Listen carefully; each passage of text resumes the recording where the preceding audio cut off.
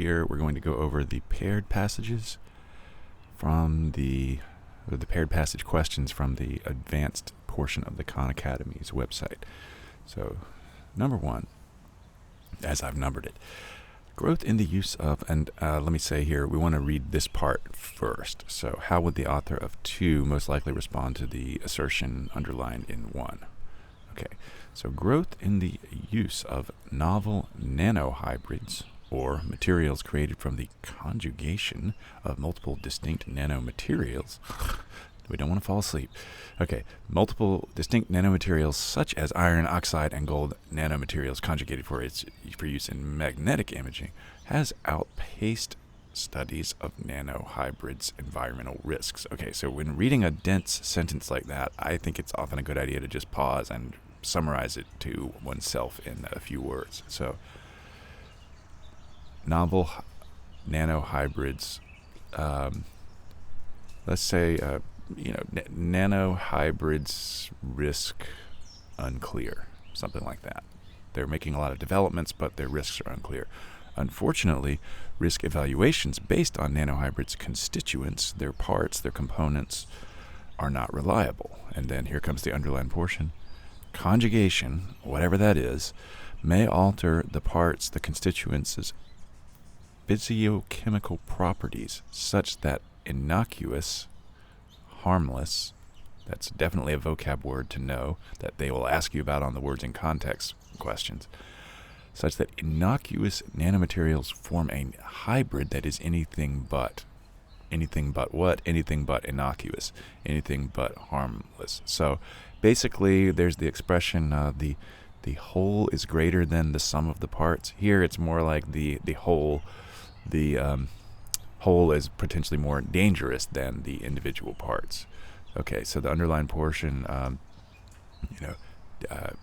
dangerous combinations. Potentially dangerous combinations. Okay, text 2. The potential for enhanced toxicity, toxic poison, enhanced toxicity of nanohybrids relative to the toxicity of constituent nanomaterials has drawn deserved attention. But the effects of nanomaterial conjugation vary by case. For instance, it was recently shown that a nanohybrid of silicon dioxide and zinc oxide, I'm going to sneeze. Maybe not. It was recently shown that a nanohybrid of silicon dioxide and zinc oxide preserved the desired optical transparency of zinc oxide nanoparticles while mitigating, another vocab word, mitigating, reducing, lessening their potential to damage DNA. Okay. So, what are they saying here? It's not always harmful. Okay, so it's an issue, but it's not maybe not as bad as number 1 is making it sound. So we got to go to the next slide to get to the answers. Denying that the circumstance described in text 1 is likely to occur. Well, no. I think the second part of it, still poorly understood. I think they're acknowledging something. They're acknowledging that there could be risks, but they're not denying that that circumstance is likely to occur. They're just saying, maybe that occurs sometimes, but not always. By agreeing or acknowledging that the possibility is a cause for concern, but pointing out that it does not inevitably produce that result. Yes, it varies case by case. Here's one case where it didn't happen. So it's not inevitable, it's not unavoidable. That seems pretty good, very good, I would say. But C, by agreeing that the risk described should be evaluated, but emphasizing that the risk is more than offset by the potential benefits of nanomaterial conjugation. We'll come back to that. D, by arguing that the situation may not be representative, but conceding that the effects are harder to predict. Okay, so this one I think is tough because I don't think you have any answer choices that are completely unreasonable or terrible. But they are not actually arguing that the situation described in text 1 may not be representative. They're not. I don't think they're. I think, again, I'm going to repeat what I've already said. They're saying that it can be, it is a cause for concern, but it varies. So we're going to get rid of D on that basis, and then coming back to C, more than offset. And I think that just goes too far. It goes too far. In other words, it's not saying that the risk is offset or outweighed by potential benefits. It preserves the optical transparency while lessening the potential to damage DNA. That's one case where it sounds like maybe it did one thing that was good and another thing that was at least not bad. But that's not saying that it is outweighed by this. So I think, again, be really careful with a question like this, because you want to stick to what the passage is actually saying, or what you can directly infer. And I don't think we can't get to what C is saying from the passage. That would be a leap, and so we're going to go with B there. Number 2, how would 2 most likely respond to 1? So Africa's Sahara region, once a lush ecosystem, began to dry out about 8,000 years ago. A change in Earth's orbit that affected climate has been posited or hypothesized as a cause of desertification, the process through which deserts are formed. But archaeologist David Wright also attributes the shift to Neolithic peoples. So that's an age. Lith having to do with stone, so like Neo-Stone Age in a sense. Not really. I don't think it's this. But Lith does have to do with stone. I can't tell you when Neolithic occurred on the time scale of history, human history, but it would evidently be somewhere in that range. Okay, he cites their adoption of pastoralism, pastures, as a factor. Farming, maybe grow, or at least having animals graze, as a factor in the region drying out. The pastoralists' livestock depleted vegetation, like they ate grass and plants, prompting or leading to the events that created the Sahara Desert. Okay. Neolithic people caused the desertification. I'm just going to say desertification. Okay. More or less. That's what he's saying. Text 2.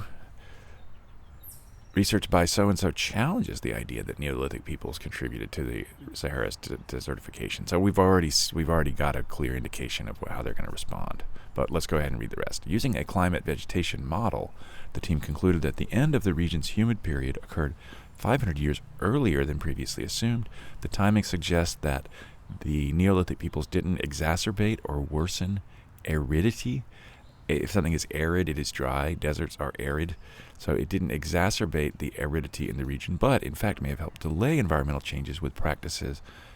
For example, e.g., I can't translate it, but it means, for example, selective grazing that preserved vegetation. Okay, so no, they didn't.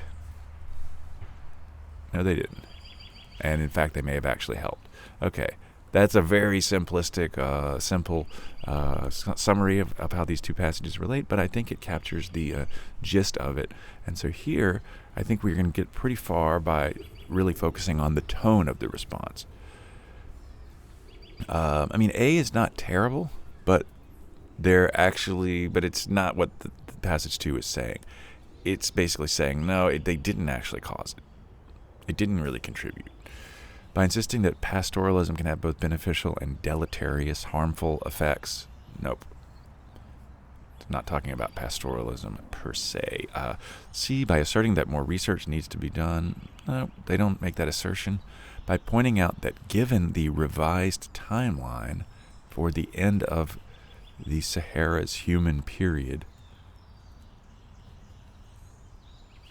Neolithic people's mode of subsistence, how they subsist, how they exist in a sense, how they feed themselves, likely didn't cause the region's desertification. challenges the idea. And so our answer there is going to be D. The idea that time moves in only one direction is instinctively understood, yet it puzzles physicists.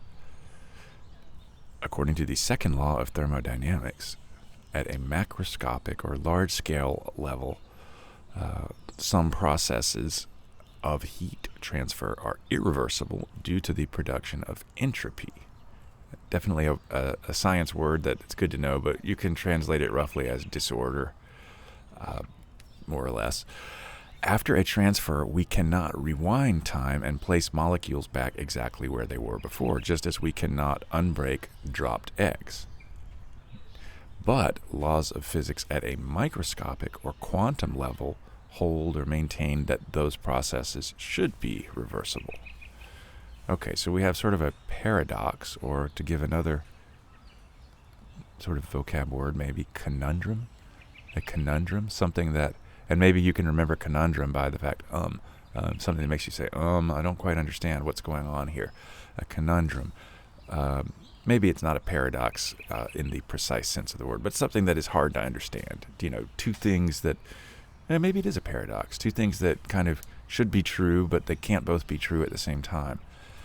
So what would the author of 1 most likely say about the experiment described in text 2? So in 2015, these physicists performed an experiment in which they confirmed the irreversibility of thermodynamic processes, or as some academics like to say, processes, at a quantum level, producing entropy or disorder by applying a rapidly oscillating magnetic field to a system of, again, we don't want to get overwhelmed by technical, dense language, so let's really focus on what it's saying. They performed an experiment confirming that thermodynamic processes are irreversible, producing entropy, blah, blah, blah. I'm going to say producing entropy, and it doesn't matter how they produced it. That's not important. But the experiment does not pinpoint what causes the irreversibility. Okay, so irreversibility. Okay. What are they talking about here? These are irreversibility of Okay, that is the microscopic level, and they're showing that they are irreversible. The first one is saying that they should be reversible. So they don't really have a good explanation for why this is the case. I think that's what the author of text 1 would say. It is consistent with the current understanding of physics at a microscopic level, but not at a macroscopic level.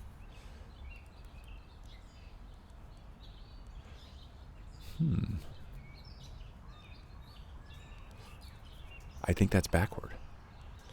The first passage is saying that macroscopic level processes are irreversible, but microscopic ones should be reversible. Passage 2 is saying they confirm that they are irreversible, so I think that's backward. It provides empirical evidence is evidence based on observation, experiment. It doesn't have to be an experiment, something that is observed. The opposite would be theoretical or speculative.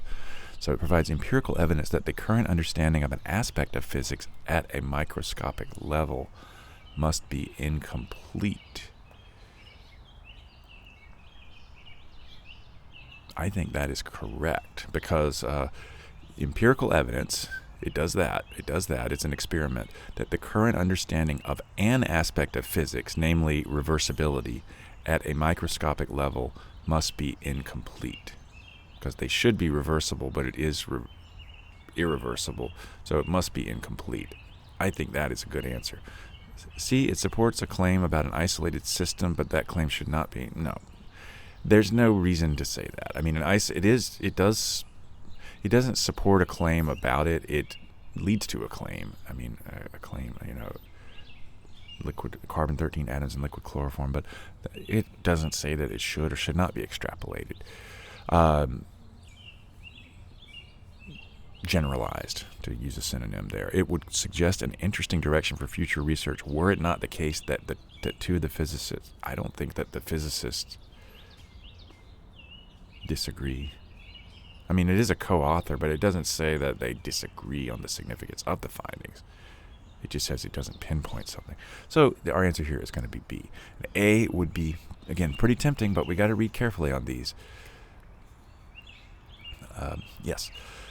Number 4, how would 2 most likely respond to 1? So social psychologist Leon Festinger proposed the theory of cognitive dissonance. This is a good term to know, just in general life. The idea that people experience psychological discomfort when they hold contradictory beliefs or when they behave in ways that are inconsistent with their beliefs. To reduce this discomfort, people either change their beliefs or rationalize, try to make sense of their behavior. For example, if a person values environmental protection but drives a gas-guzzling car, they may either switch to a more eco-friendly device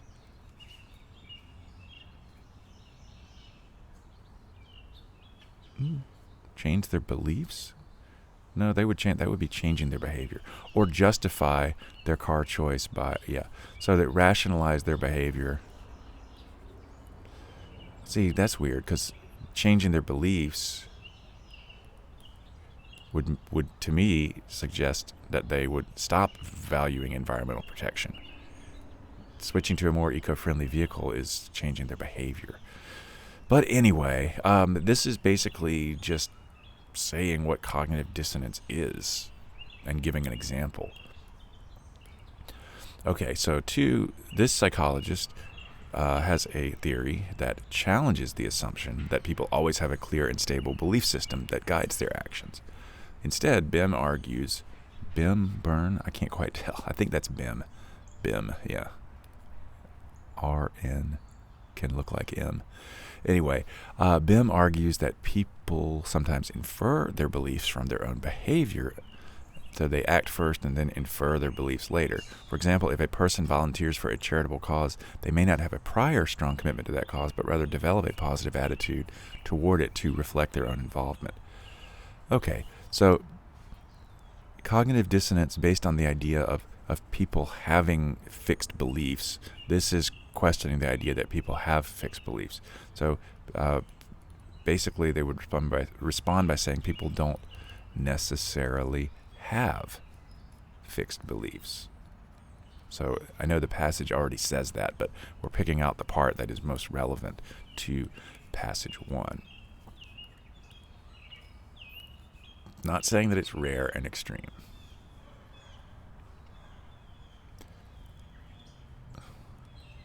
Not going to eliminate B. Now we're going to eliminate B because C is going to be correct. He would encourage Festinger to consider whether people's beliefs are actually the cause or the effect of their behavior. So you might say, well, that's not what I wrote down, but that's okay. They don't necessarily have fixed beliefs because, according to Daryl Bim, the beliefs are inferred from the behavior, which would mean that they were the effect as opposed to the driving force or the cause. And so he would encourage them. That's a very nice thing to do, to encourage him to consider this. So that's just not mentioned.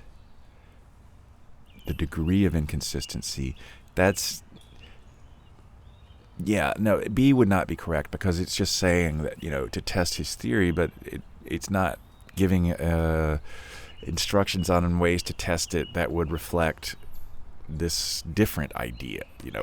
But if you disagree with somebody's theory, you wouldn't give somebody, a recommendation to test that theory. Yeah. I'm sorry, I'm not coming up with a great explanation for that, but I think we want to emphasize that C is the correct one, whether it's the cause or effect, and so that is going to be our correct answer there. Number 5. If 1 and 2 were aware of the findings of both experiments, which statement would they most likely agree with? Okay. Soy sauce made from fermented soybeans is noted for its umami flavor, probably. Umami, one of the 5 basic tastes along with sweet, bitter, salty, and sour, was formally classified when its taste receptors for the umami flavor were discovered in the 2000s. First time I've ever heard of this. In 2007, to define the pure umami flavor, scientists used broths made from shiitake mushrooms and kombu seaweed, and 2 panels of Japanese and U.S. judges closely agreed on a description of the taste. Okay. Judges agree on umami taste. A 2022 experiment by so-and-so led to a greater understanding of soy sauce's flavor profile. Soy sauce. Okay. But we'll note here that the first experiment didn't use soy sauce. Right? That's kind of a little trick there. Soy sauce is noted for its umami flavor, but they didn't use it.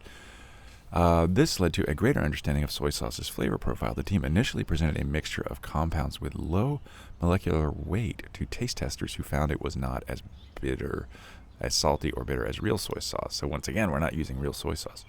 Further analysis of soy sauce identified proteins, including dipeptides, that enhanced umami flavor and also contributed to saltiness. The team then made a mix of 50 chemical compounds that recreated soy sauce's flavor. Okay. I'm going to say here, what are they saying? It's kind of like more detailed or nuanced understanding of soy sauce flavor. But we got 2 different things going on here. We got umami flavor, which is a basic thing. And then we have soy sauce. And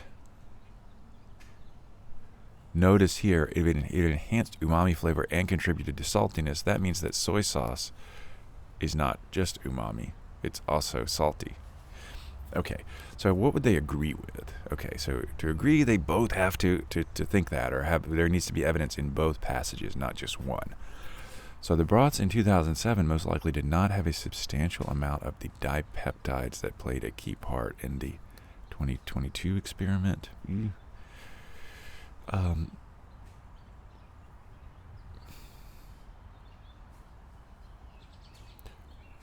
Maybe?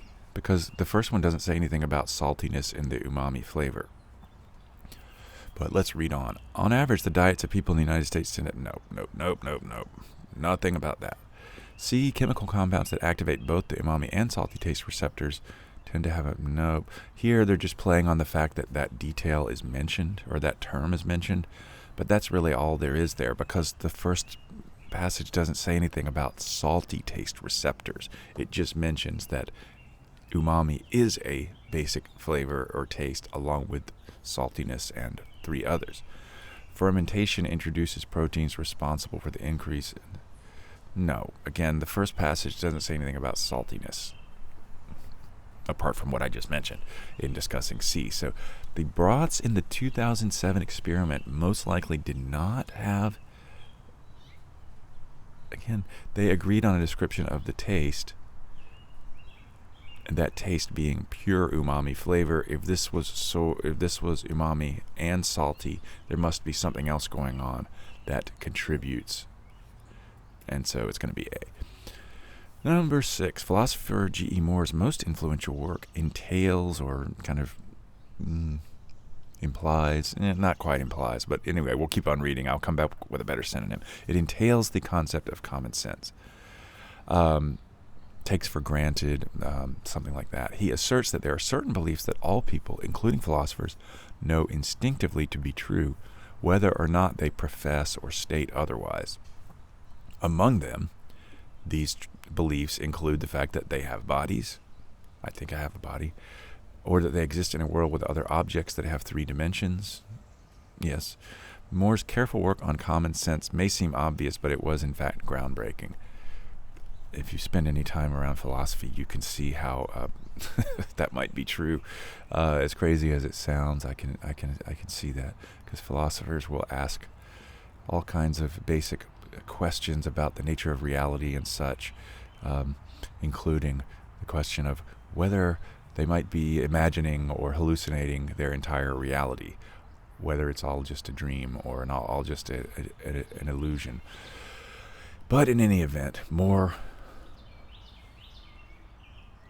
is talking about common sense and the fact that, entails the concept. Okay, so 2, external world skepticism. Skepticism about the reality of the external world is a philosophical stance, supposing that we cannot be sure of the existence of anything outside our own minds, right? Because we could be dreaming or hallucinating. During a lecture, G.E. Moore once offered a proof intended to refute this stance by holding out his hands and saying, "Here is one hand and here is another." Okay, again, more kooky philosopher behavior. Many philosophers reflexively or instinctively immediately reject this proof. So-and-so called it an obviously annoying failure, but have found it a challenge to articulate why the proof fails. So,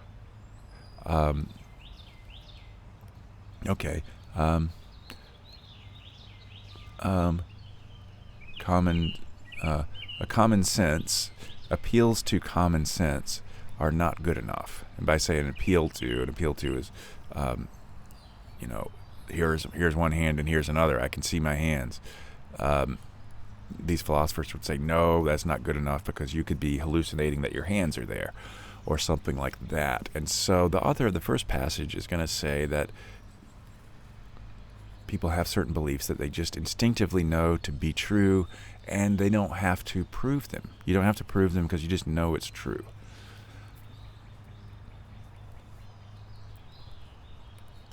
That looks good. So what is this saying? External world skepticism. Skepticism, the state of being, questioning, being unsure about whether the external world actually exists, is at odds with or conflicts with other beliefs that these proponents or supporters of external world skepticism must unavoidably hold, namely that they have bodies, that they exist in a world with other objects. So he's basically saying that their behavior, the fact that they, got up in the morning and ate breakfast and brushed their teeth, hopefully, and got on the subway or got in their car and all of that, they're behaving as if they know these things to be true. So to turn around and be skeptical about them in their philosophical argumentations is in conflict with that. B, by arguing that it is valid to assert that some facts are true based on instinct. Nope. That is not what the first passage is saying. If anything, the second passage might say that about the first, but I'm not even sure that they would say that. C, by agreeing with those proponents that Moore's treatment of positions that fundamentally unserious, not to be taken seriously. Well, the author of text 1 supports Moore's position, as far as I can tell, by suggesting that an instinctive distaste for Moore's position is preventing external world skeptics from constructing a sufficiently right. No, they're not saying anything that they're not asking for a rigorous refutation or they're not asking for it, but they're also just saying that it doesn't exist. They're not saying that their distaste for it is preventing them from it. They're just saying that they have found it a challenge. They're not saying why they found it a challenge. They're just saying that they have found it a challenge. So it's going to be A. This is a long video. 7. How would the author of 2 most likely respond to the underlying portion in 1? So the ancient Greek poet Homer, not to be confused with Homer Simpson, but the ancient Greek poet Homer is widely considered the author of 2 epic poems, the Iliad and the Odyssey, which recount the events of the Trojan War and its aftermath. However, some scholars have argued that Homer was not a single individual, but a collective name for a tradition of oral poets who composed and performed the epics over several centuries. Okay, Homer was not a single person. Similar arguments have been made about Shakespeare. No idea.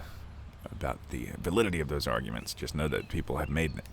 Okay, these scholars cite the lack of reliable historical information about the life and identity of Homer, as well as the apparent contradictions in the plot and style of the epics. According to this theory, the Iliad and the Odyssey are the products of a fluid and evolving oral culture, not of a fixed and coherent literary vision. Okay, that is what they're saying and then why they're saying it.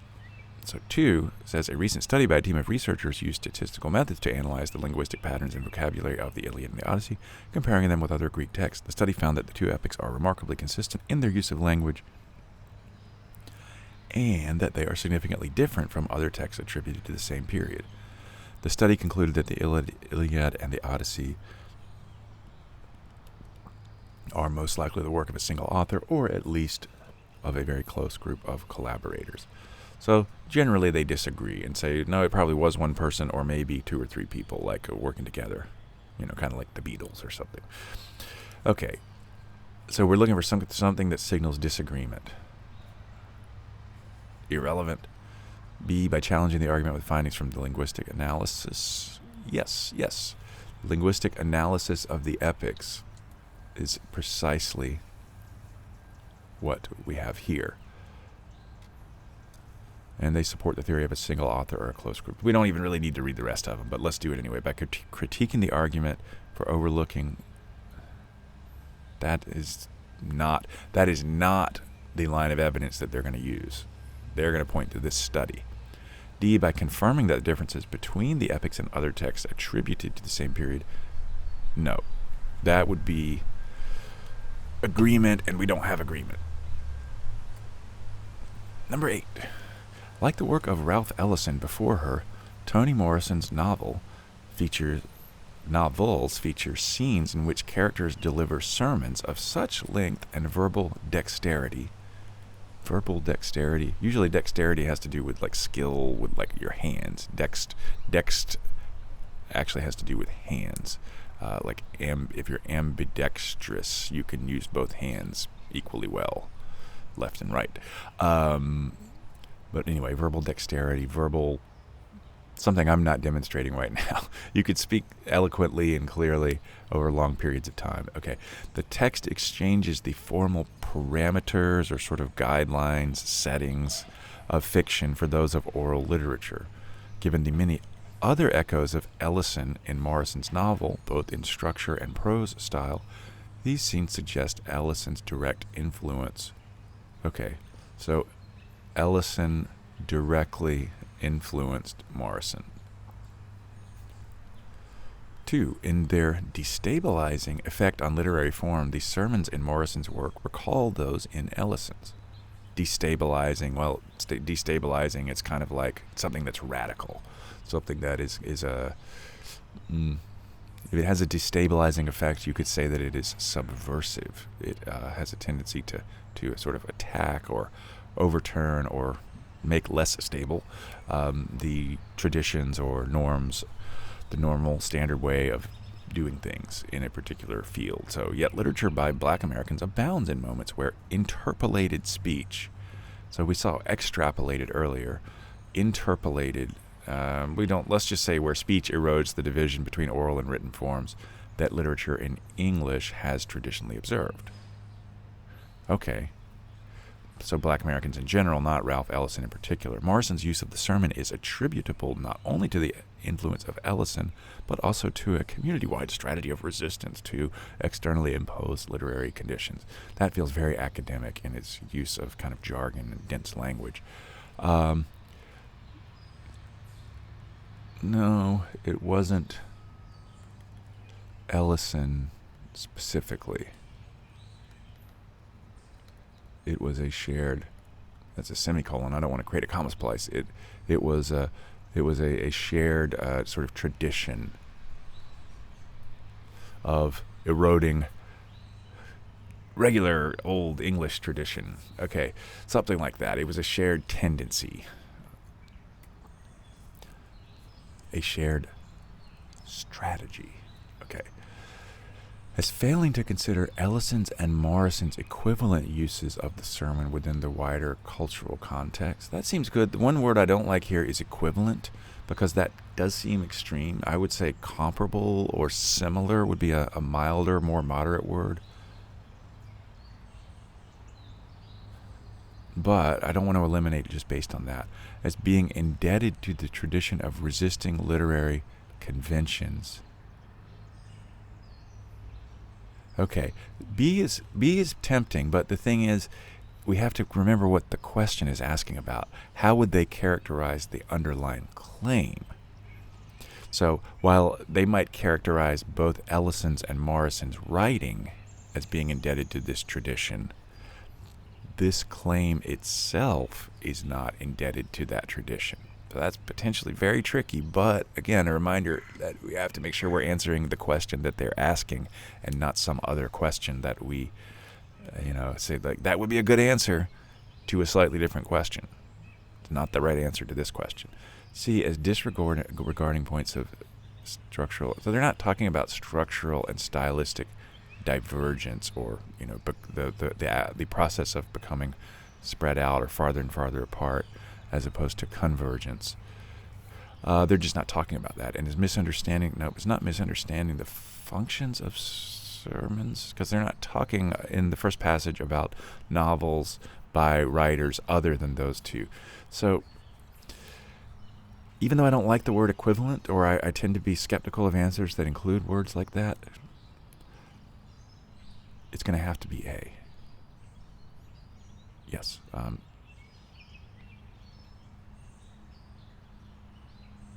Basically, they don't directly say it, but they're asking how they would most likely characterize it. So they're saying that this is important. This author, or the author of text 1, is not citing or referring to or acknowledging any of that. How both Sykes and text 1 and the scholar, okay, so we're looking for something that they would agree on. Okay. In 1916, Sykes disputed the claim that The Two Noble Kinsmen, Shakespeare, was co-authored by Shakespeare and John Fletcher. Sykes felt that Fletcher's contributions to the play were obvious. Fletcher had a distinct style in his other plays, so much so that lines with that style were considered sufficient evidence of Fletcher's authorship. But for the lines not deemed to be by Fletcher, Sykes felt that their depiction of women indicated that their author was not Shakespeare but Philip Massinger. Okay, so he's saying that The Two Noble Kinsmen was by Fletcher and Massinger, not Fletcher and Shakespeare. 2. Scholars have accepted The Two Noble Kinsmen as co-authored by Shakespeare since the 1970s. So that's a point of disagreement, but we want to know what they would agree on. It appears in all major one-volume editions of Shakespeare's complete works. Though scholars disagree about who wrote what exactly, it is generally held that on the basis of style, Shakespeare wrote all the first act and most of the last, while John Fletcher authored most of the 3 middle acts. Okay, so they both agree that Fletcher contributed.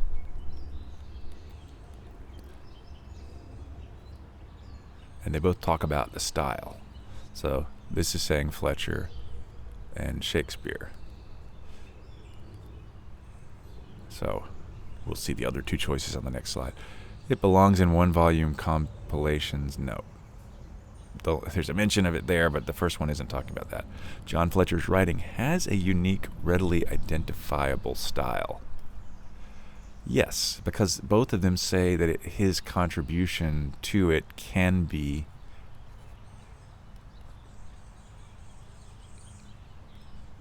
identified on the basis of style. See Philip Massinger's style. No, that's not going to be it, because the first passage doesn't mention anything about Philip Massinger, nor does... never mind. It does. Sorry. The second passage doesn't mention anything about Philip Massinger. The first one does, the second one doesn't. Yep, so it's going to be B. And then that is actually going to do it for this one. Just 9 questions here. Just 9. Still a long video. But that'll do it. Any questions, leave them in the comments below.